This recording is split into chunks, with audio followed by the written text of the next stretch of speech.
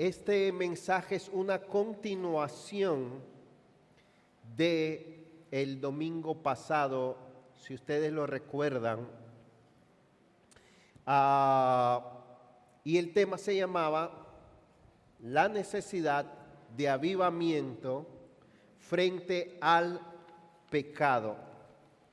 En otras palabras, cómo tratar con el pecado.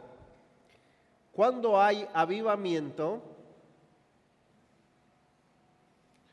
y renovación espiritual, lo primero que Dios hace es tratar con nuestros pecados, limpiarnos y mostrarnos su santidad. Vamos a leer nuevamente en el libro de Lamentaciones, un libro tan chiquito que muchas veces se nos pasa por alto. Lamentaciones capítulo 3.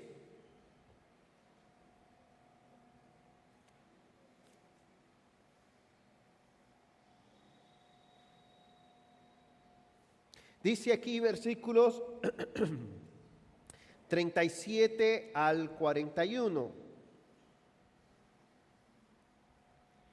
¿Quién es aquel que habla y así sucede, a menos que el Señor no lo haya ordenado?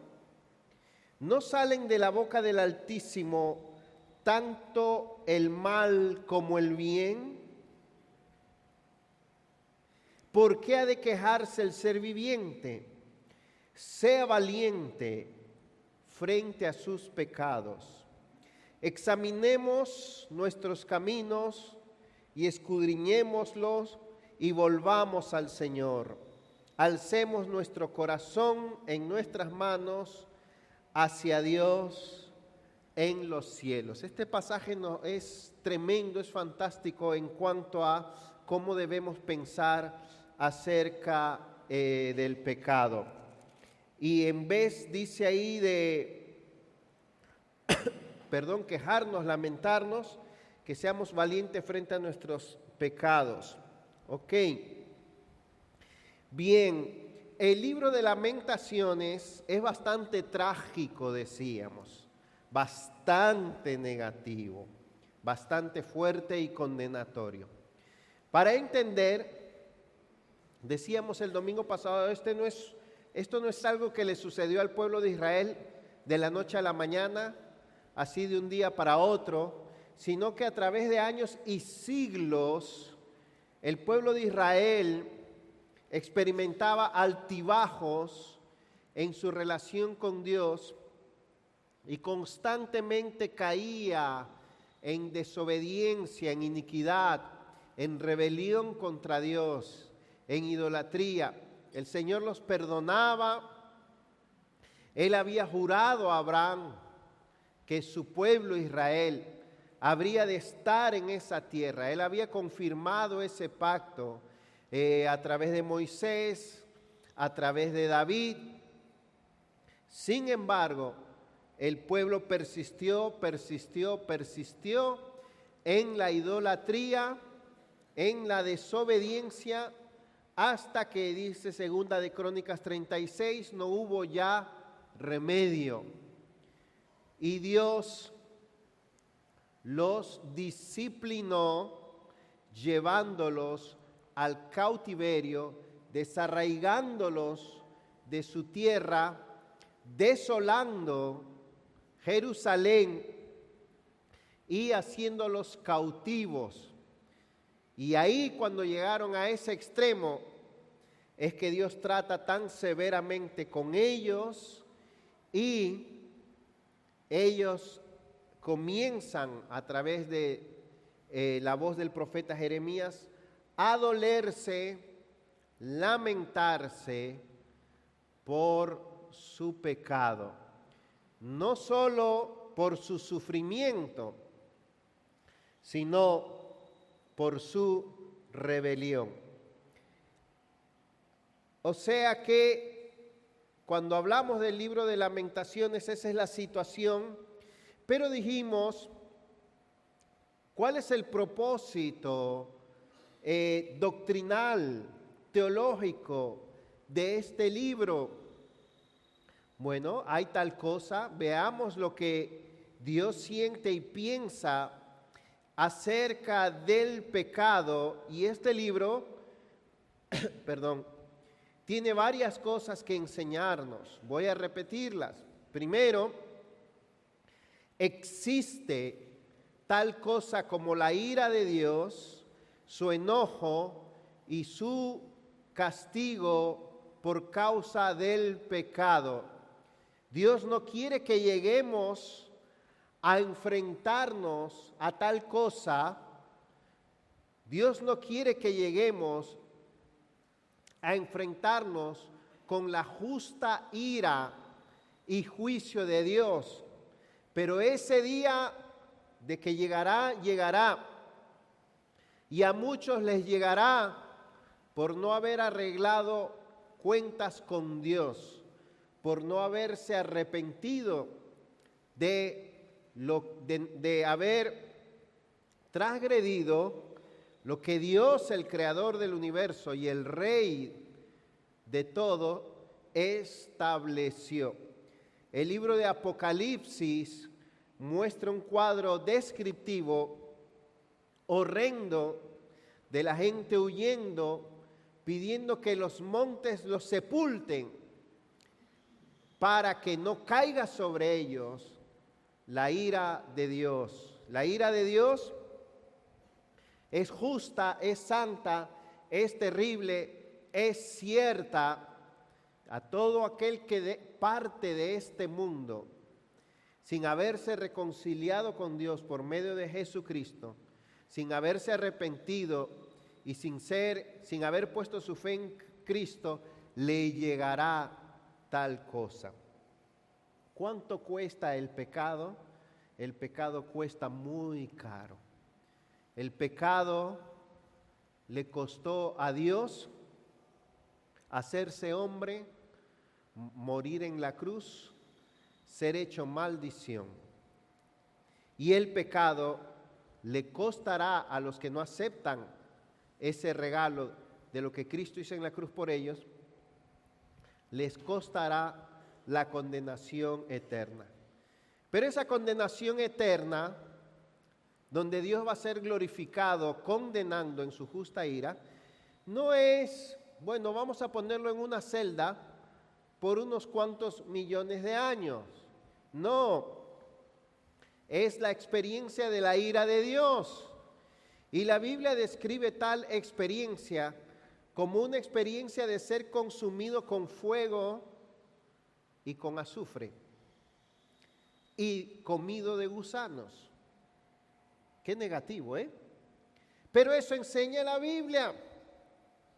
De hecho, el Evangelio empieza por ahí. Romanos capítulo 1, cuando presenta el Evangelio, empieza por la ira de Dios. O sea que el pago por nuestros pecados no va a ser que nos va a ir mal en nuestro matrimonio, que nos va a ir mal en nuestro trabajo, que vamos a estar ahí. No. El pago por el pecado es 1.000.000 de veces más severo y horrendo. Esa es la verdad.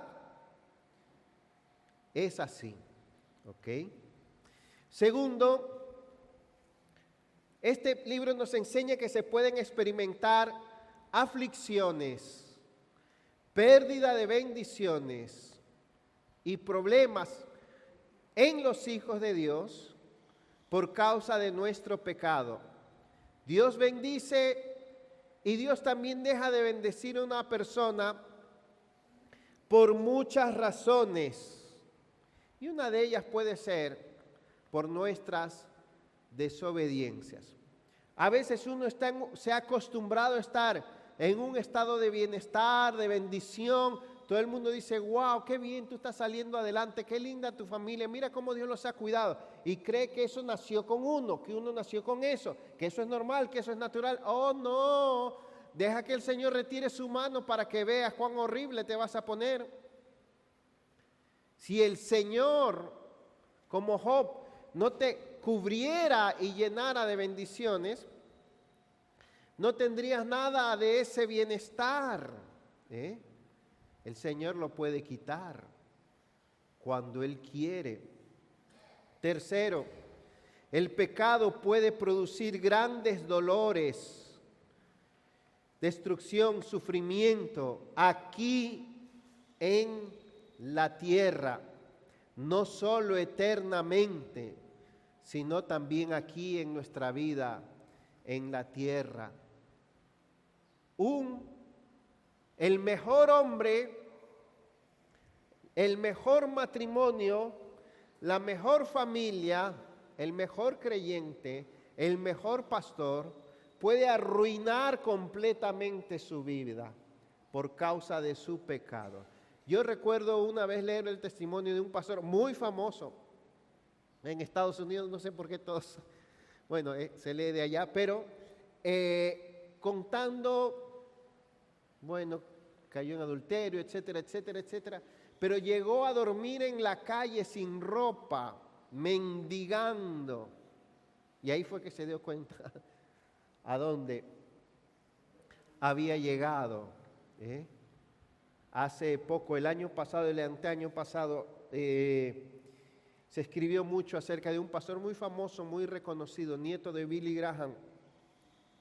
Y él escribe con mucha sinceridad, él dice, de un día para otro, mi vida era una pesadilla, yo no podía creer que esto era verdad, parecía una película.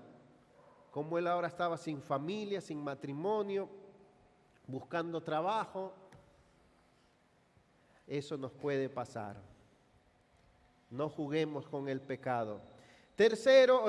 Cuarto, todo el castigo y el trato de Dios con el pecado revela el carácter de Dios. El carácter de Dios santo, justo, bueno y perfecto. Quinto, Jesucristo pagó por todo esto. Es decir, todas las lamentaciones y sufrimientos por el pecado las llevó Cristo en la cruz. Él es el varón de dolores, dice Isaías 53, experimentado en quebranto. Y número 6, Dios disciplina a su pueblo para que éste no sea condenado con el mundo. Así que este libro ha sido escrito como ejemplo para enseñarnos a nosotros cómo debemos pensar acerca del pecado. Bien, entonces, en el primer punto de aquí de Lamentaciones, decíamos que algo que debemos hacer es mirar, adquirir el hábito de enfrentarnos a nuestros pecados y desarrollar una sensibilidad y un entendimiento más profundo de lo que este es. El capítulo 3, versículo 3, es como que Dios le está diciendo a su pueblo, mi hijo, Dios no castiga ni aflige por gusto. Es como aplastar, dice ahí, a los prisioneros. Esas cosas, versos 35 y 36, el Señor no aprueba. Es como diciendo, mi hijo, pero no has entendido, como cuando le decimos a los niñitos, te dije que eso era malo y que si lo hacías te iba a pasar tal cosa. ¿Cómo puede ser que no entiendes? Eso es malo. ¿No lo captas? ¿No lo sientes? ¿No temes? He leído otras veces, pero hace años que no lo hago, unas lecturas de Jonathan Edwards, experiencias de contrición de la vida de Jonathan Edwards. Son tremendas. Hace varios años que no la leo. Jonathan Edwards fue un pastor de Nueva Inglaterra en la primera mitad de los 1700, uno de los hombres más usados por Dios, uno de los hombres de tener el testimonio de ser más santos, más piadosos y más llenos del Espíritu Santo. Después de lo que aconteció en la Biblia, en el libro de los Hechos, no ha habido otro periodo en la historia de la iglesia en que Dios se haya manifestado tan grandemente como en la época en que Jonathan Edwards vivió, no solo con él, sino junto con otros creyentes. Así que este hombre era un hombre de Dios, era un hombre lleno de Dios. Y les voy a leer un párrafo solamente, la lectura es larga, después se las puedo dar, de cómo él se sentía cuando Dios lo confrontaba con el pecado. Dice él: muy seguido desde el avivamiento en este pueblo, he tenido visiones que me han afectado acerca de mi propia pecaminosidad y vileza, muy frecuentemente, a tal grado de mantenerme llorando algunas veces por un tiempo considerable, de tal manera que me he visto forzado a encerrarme. He tenido un vasto y muy grande sentido de mi propia iniquidad y la maldad de mi corazón, más de lo que había tenido antes de mi conversión.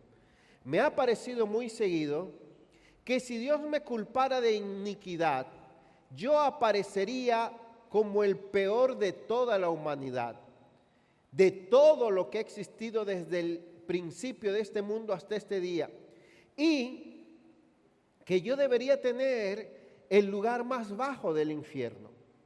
Cuando otros han venido a hablar conmigo acerca de las preocupaciones de su alma, me han expresado la percepción que ellos tenían de su propia iniquidad.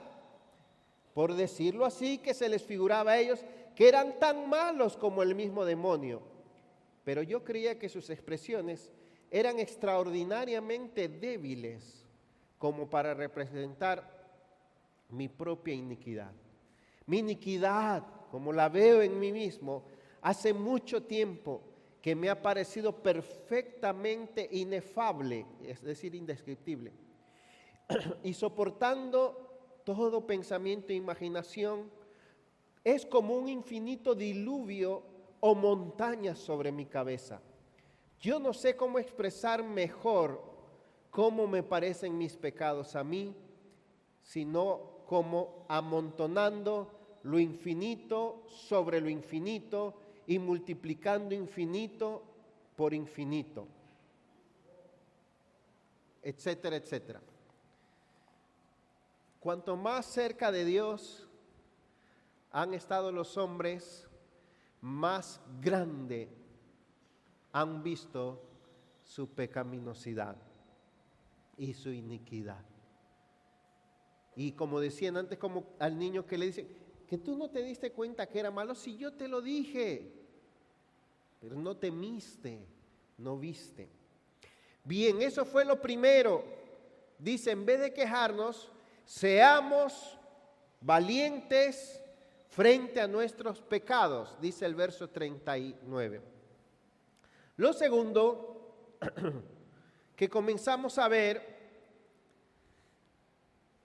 es la disciplina del Señor. En este segundo punto, lo que estamos diciendo, eso lo vimos en el capítulo 3, versículo 24 al 30. Vamos a leerlo.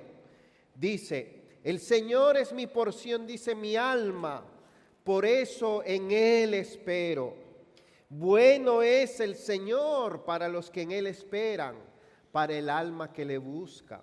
Bueno es esperar en silencio la salvación del Señor. Bueno es para el hombre llevar el yugo en su juventud, que se siente solo y en silencio, ya que Él, o sea Dios, se lo impuso. Que ponga su boca en el polvo, quizás haya esperanza.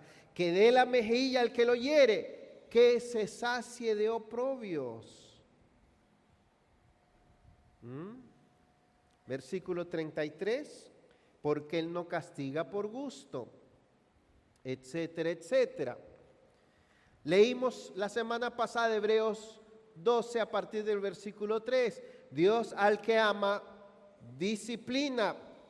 En este segundo punto lo que estamos diciendo es que tenemos que recuperar la vieja costumbre de llamarle a nuestra conducta por lo que es ante Dios cuando es mala o pecaminosa y desarrollar el hábito de la corrección o la disciplina en medio nuestro.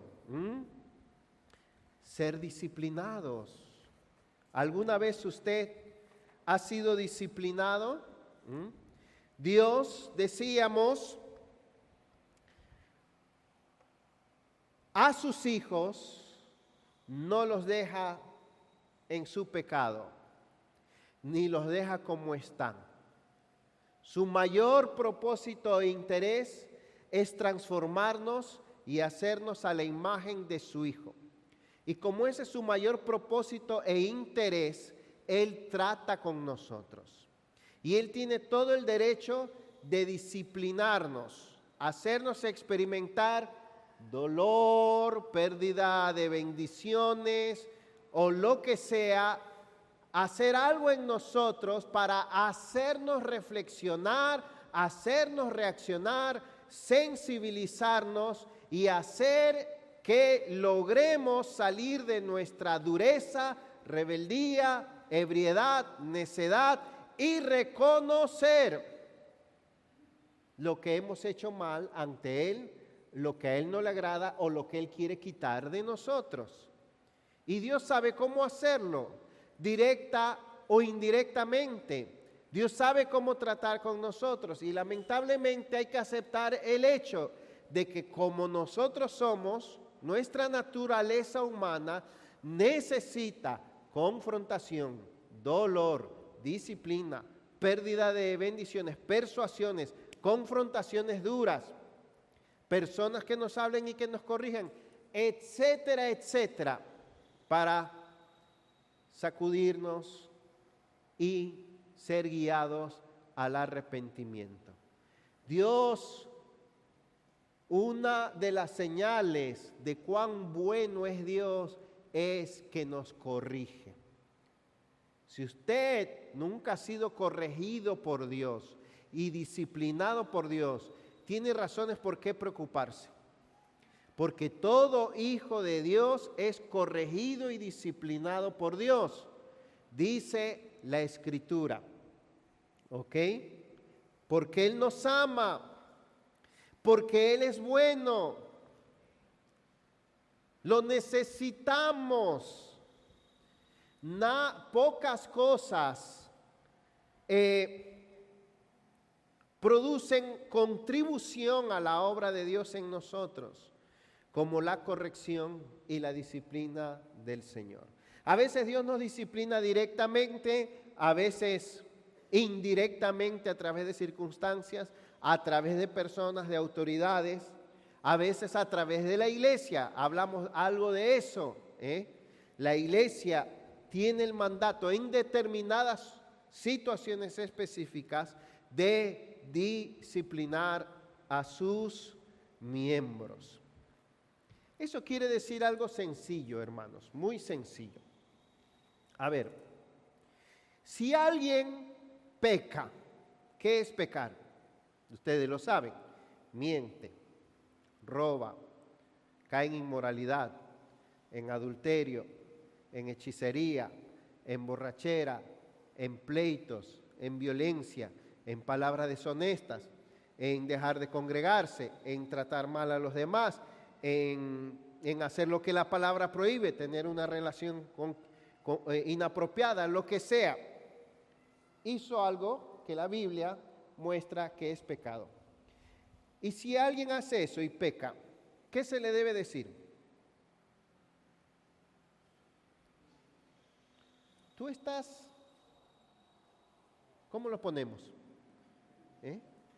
Si yo hago algo terriblemente malo y usted me dice, esa fue una indelicadeza, ¿me voy a corregir así? No, porque no estoy entendiendo lo que... Para entender lo que realmente hice, hay que llamarle a las cosas por su nombre. En otras palabras, si me dicen, estás en pecado, estás en desobediencia a Dios. Eso ofende a Dios. Ahora entendí en qué realmente estoy. ¿Entienden? Ya no se usa eso.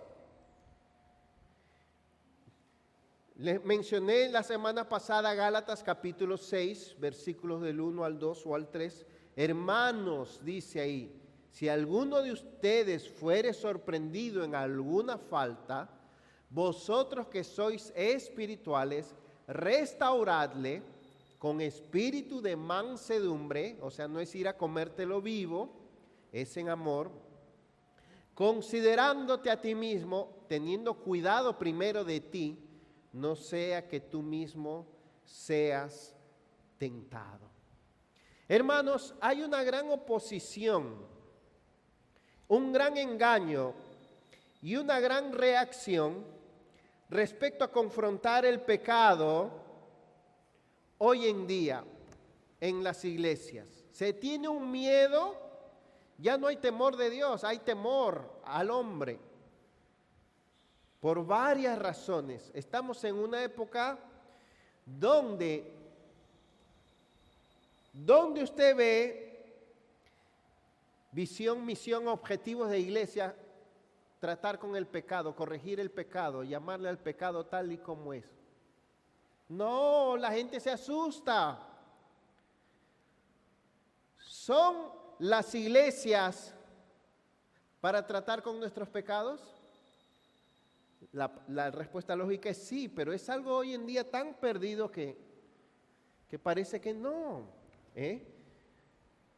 Y hay varias razones de esto que han dañado nuestras vidas. Primero, existe una reacción total ante todo lo que parezca correctivo, fariseísmo, espíritu condenatorio, disciplina en la carne y falta de amor cuando se corrige a otra persona. Claro, la iglesia en parte es culpable de esa reacción. Decimos, yo iba a esta iglesia, pero en esta iglesia me ponían en la última fila. Si hacía algo de una vez me caían atrás y sin amor. Es cierto. Pero la iglesia se ha ido al otro extremo. ¿Me doy a entender? Por otro lado, hay un terrible error bíblico y una falsedad en las iglesias al pensar que no se debe ser negativo.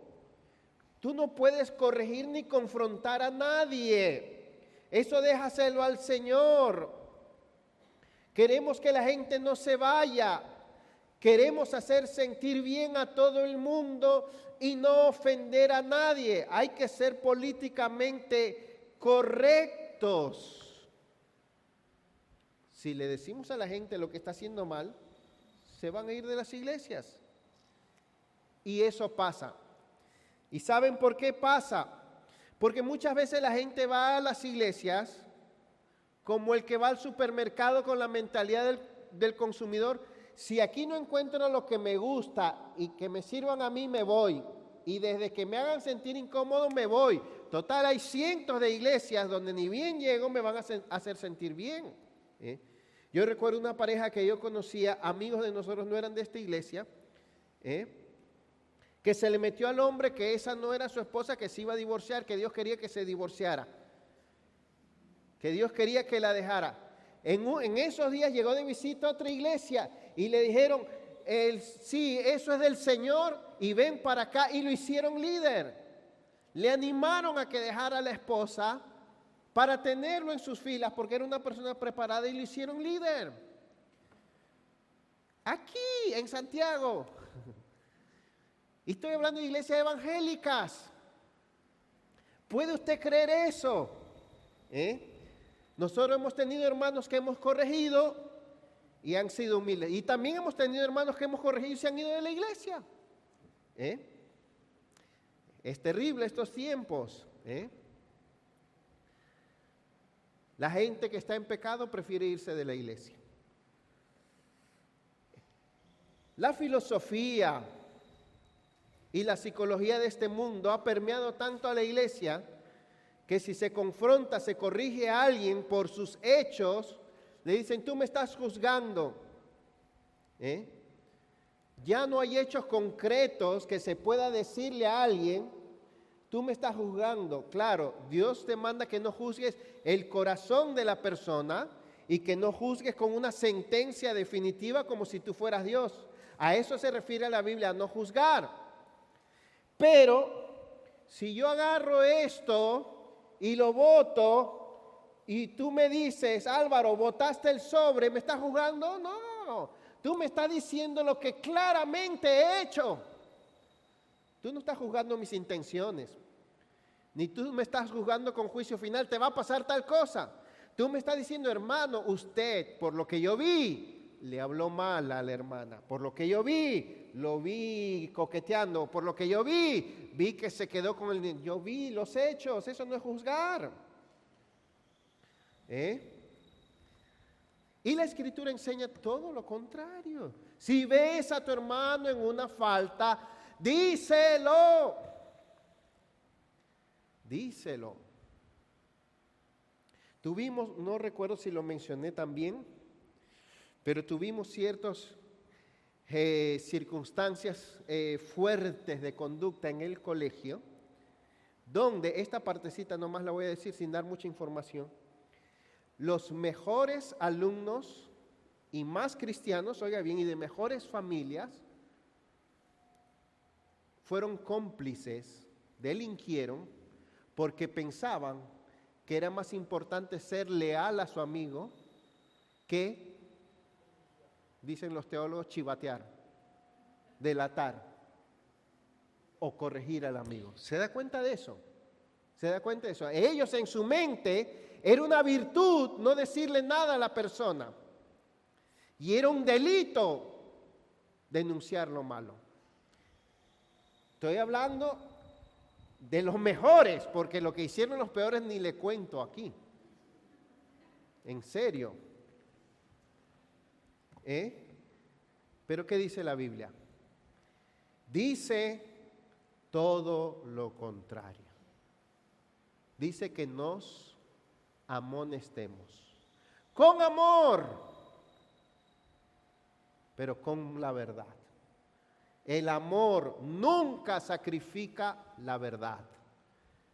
La verdad nunca sacrifica el amor. La disciplina de Dios es justa. La disciplina de Dios es buena. La disciplina de Dios es necesaria. Es que Dios te ama. ¿Y sabes qué? Muchas veces es lo más importante que te puede pasar.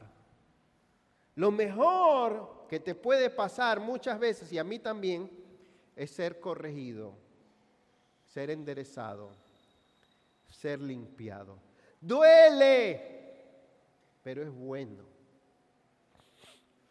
Es muy bueno, realmente. Les voy a contar una historia. Hace poco el Señor me dio una pela fuerte. Me dolió mucho. Un día hacia el final del año pasado, me comenzó a venir la idea. Yo me quedo con mi vehículo. Rosana se va, me lo manda de regreso. Ella siempre busca una bola con quien venir. Y yo vengo de la casa a la iglesia, que es cerquita. Y yo dije, voy a comenzar a hacer esa ruta en bicicleta. Fantástica idea, voy a cambiar el vehículo. Y comencé a maquinar. Pero las buenas ideas se convierten en codicia. Se convierten en obsesiones, se convierten en caprichos, en líos, y ya se me metió en la cabeza que tenía que buscar la bicicleta, acomodé el lugar. Y se dio la oportunidad, supuestamente, llegó el día de mi cumpleaños, reuní varios regalitos financieros y dije, esto da justo.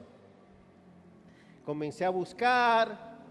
Las bicicletas de uso salían más caras que una nueva afuera, así que pedí una con la plena justificación que eso no iba a salir de nuestro presupuesto familiar.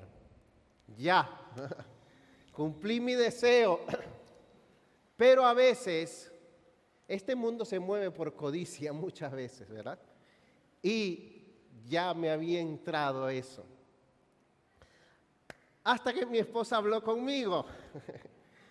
Bienaventurados los que escuchan a sus esposas. De verdad que sí. En serio, ay de los esposos. Jehová me da duro cuando mi esposa habla. Eso es bueno. De verdad que sí. ¿Cuánto usa? Si alguien, en otras palabras, el mejor instrumento para ser corregidos es nuestra familia. Y especialmente para los que están casados. Y ya gracias a Dios había reconocido que yo había sido muy lioso y muy codicioso en eso. Y reconocí algo delante de ella, pero ya me sentía mal. Y le pedí perdón al Señor. Entonces, en mi gran inteligencia, como se mezcló con codicia, cuando la bicicleta llegó no había tomado en cuenta lo que me iba a costar sacarla. Cuando llega no tengo dinero para sacarla. Ay, Señor, dije, perdóname. Ahora me doy cuenta del lío que he hecho aquí. Y la dejé ahí, no podía sacarla. Después que le pedí perdón al Señor, al otro día apareció el dinero. En serio, alguien me dio un regalo y no era tampoco del presupuesto. Y dije, bueno, gracias, Señor. Cuando saco la bicicleta, llega dañada. Torcida, pero torcida que parece que le había pasado una patana encima. En serio, ay Señor, tú estás tratando conmigo. Le pedí perdón al Señor. Después que le pedí perdón al Señor y lo reconocí, bueno, arreglarla, se encontró arreglo y todo lo demás. Y después que me arrepentí mucho, bueno, el Señor me ayudó a arreglarla porque me salió gratis. No me cobraron por la bicicleta, porque llegó así. Ahora, el punto es que la mejor parte no fue tener los recursos para comprar una bicicleta. ¡Wow! ¡Qué bien me siento! La mejor parte no fue tener la bicicleta en mis manos. La mejor y disfrutar de ella. ¡Wow! Miren, no. La mejor parte de todo esto fue cuando Dios me limpió y me corrigió y trató conmigo y me reprendió por mi imprudencia y por mi codicia. O sea, si alguien me habla de toda esta experiencia que tuve en ese suceso, lo más valioso fue el trato de Dios con mi vida. Y eso me hubiera podido haber pasado por arriba y yo justificar y decir así son las cosas. No, pero bienaventurados cuando Dios utiliza algo para tratar con nuestros corazones. Vamos al siguiente punto, Lamentaciones 3:21. Entonces, el tercer principio para tratar con nuestros pecados es abrazar la misericordia de Dios. Abrazar la misericordia de Dios. En medio de tanto dolor, en medio de tanto sufrimiento, en medio de tanta ira, ¿cómo es posible decir esto? Verso 21. Esto traigo a mi corazón, por esto tengo esperanza. Que las misericordias del Señor jamás terminan, pues nunca fallan sus bondades. Son nuevas cada mañana, grande es tu fidelidad. El Señor es mi porción, dice mi alma, por eso en Él espero. Bueno es el Señor para los que en Él esperan, para el alma que le busca. Bueno es esperar en silencio. Verso 26, la salvación del Señor. Esto es increíble. Más grande que mi pecado es su misericordia.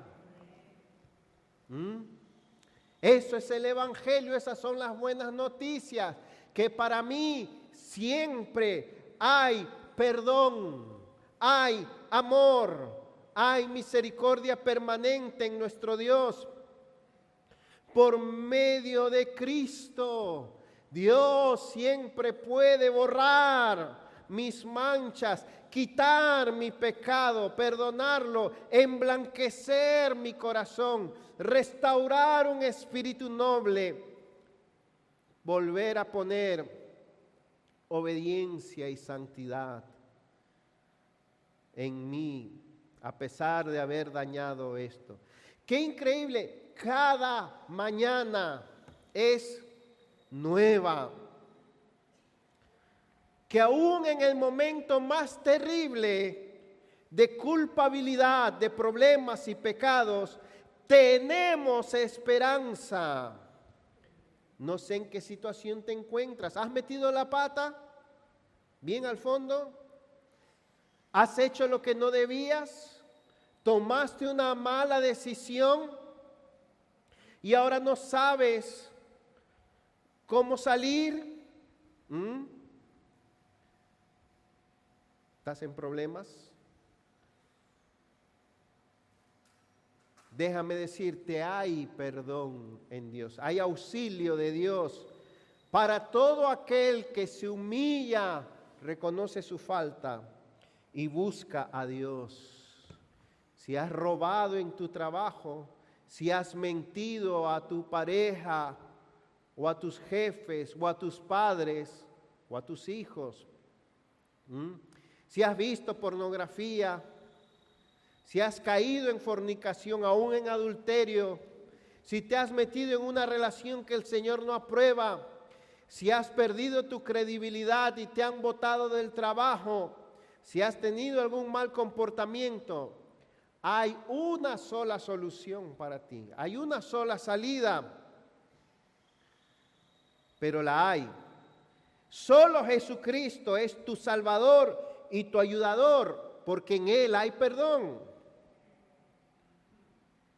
Quien te tiene que perdonar y ayudar es Dios, porque en lo que has hecho, lo que importa no es lo que dicen o han hecho los demás, lo que importa es cómo tú estás ante Dios. Ese es el problema. Pero si te arrepientes ante Él, Él tiene misericordia de ti. Él tiene misericordia de ti. Él tuvo misericordia de mí. Y cuando decimos tiene misericordia, no quiere decir necesariamente que arregla tus circunstancias. Sí las arregla en el sentido de que te endereza y te trae al camino de justicia y de santidad. Yo he conocido, hablado personalmente con cristianos en la cárcel que me han dicho, mira hermano, ahora no me importa si no salgo de aquí, pero estoy en paz con Dios. Soy un nuevo hombre, hago el bien, ya no robo, ya no miento, ya no daño, ya no soy infiel. De lo demás se encarga el Señor. No hay circunstancia buena en este mundo. La única circunstancia buena es estar bien con Dios. Lo demás Él se encarga. Una vez que estés en paz con Dios, todo está bien. Si estás bien con Él. La solución es el perdón que hay en Cristo. Si confesamos nuestros pecados, Él es fiel y justo para perdonarnos y limpiarnos de toda maldad. Primera de Juan 1, desde los versículos 6 al 10, si decimos que no tenemos pecado, le hacemos a Él mentiroso. ¿Qué ganas hay de justificarse, de maquillar nuestro comportamiento, nuestro pecado, de disfrazarlo? Hay gente que no lo acepta, se tapa los oídos, se tapa los ojos, entierra la cabeza, no soporta. ¿Qué ganas con eso? Te pierdes la ayuda de Dios. No hay verdadera salida a nuestras circunstancias hasta que no haya verdadero arrepentimiento ante Dios.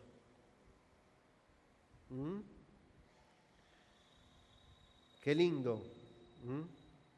¿Sabes cuántas veces en tu vida tienes que clamar por misericordia? En la situación que le describí no déjalo así. O disimular que estoy bien. ¿Cómo está? Estoy bien. No, es un problemita que me aconteció, pero déjalo ahí. No, tuve que pedir misericordia, clamar por misericordia. Tuve que pedir perdón, tuve que confesar mi pecado. Tuve que dirigirme a Dios, darle la cara a Dios. Y decirle, Señor, ten misericordia de mí. Por favor, compadécete. Perdóname, lo volví a hacer. Volví a meter la pata. Una vez más, yo no sé, esta es la 1.275.000.5 veces. Por favor, Señor, de nuevo. Sinceramente, perdóname. Solo la misericordia de Dios te puede sacar, te puede saciar, te puede ayudar y te puede cambiar. Búscala, clama, pide, y ahí vamos a lo último. Lamentaciones 3:40 y 41, ya lo leímos. El verdadero arrepentimiento. Entonces el primer paso es mirar frente a tu cara cómo es el pecado. El segundo paso es cuando Dios te tiene que corregir. El tercer paso es apelar, abrazar su misericordia. Y el cuarto paso, dar frutos de arrepentimiento, experimentar verdadero arrepentimiento. ¿Ven el cambio entre el versículo 39 y el 40? El 40 te manda qué hacer. En vez de quejarte, en vez de dolerte, en vez de llorar, examina tus caminos. El mayor problema frente al pecado no es que no lo entendemos o sabemos, es que no salimos de él. Y si no salimos de nuestro pecado es porque no hemos experimentado verdadero arrepentimiento. El verdadero arrepentimiento requiere examinar nuestros caminos. Examinar es hacer un inventario. A ver, piénsalos, enuméralos, detéctalos, reconócelos, llámalos como son, repásalos, date cuenta. A la luz de Dios, del carácter de Dios, a la luz de la palabra de Dios, con la ayuda del Espíritu Santo.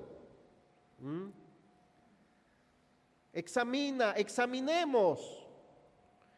Eso parece tan sencillo, pero cuando uno termina el día, yo tengo aquí, estoy consciente de lo que he hecho y lo que no he hecho y lo que hice mal. Estoy consciente, o sea, están ahí.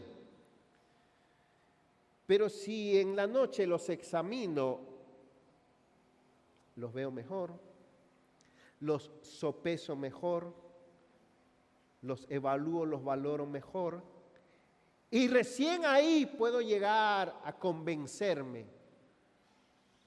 de si lo malo que hice, cuán malo fue.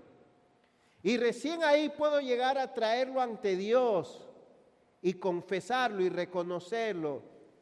Y decir, confesar en la Biblia es ponerse de acuerdo con Dios, o sea, con lo que Dios dice acerca de eso.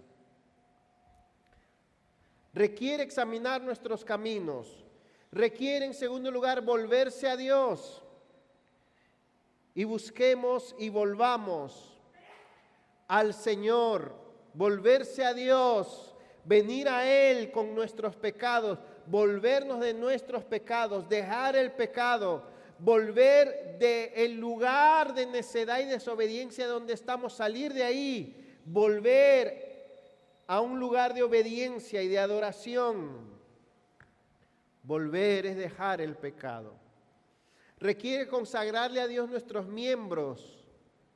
Levantemos nuestros corazones en nuestras manos Esa es una entrega a Dios en los cielos, es una consagración. Eso es rededicarle nuestras vidas. Hay muchas cosas en nuestras vidas, en la iglesia, que no van a salir hasta que les dediquemos suficiente reflexión, suficiente oración, suficiente sensibilidad. Y ahí están. La lección es esa. Número 1, ¿estás viendo tus pecados? ¿Reconoces si has hecho algo que el Señor no aprueba? ¿Lo reconoces? Segundo, es más difícil. ¿Te duele? ¿Te duele? Si a nosotros no nos duele el pecado, estamos mal. Estamos mal. Hay que pedirle al Espíritu Santo que cree en nosotros esa convicción. ¿Qué estás haciendo al respecto?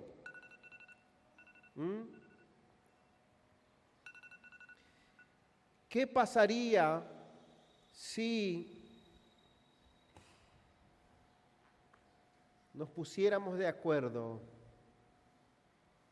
en atender mejor el pecado, en corregirnos más, en practicar la disciplina? Que el Señor nos ayude. Vamos a ponernos de pie y orar. Vive. Qué lindo es vivir con más aprecio por la santa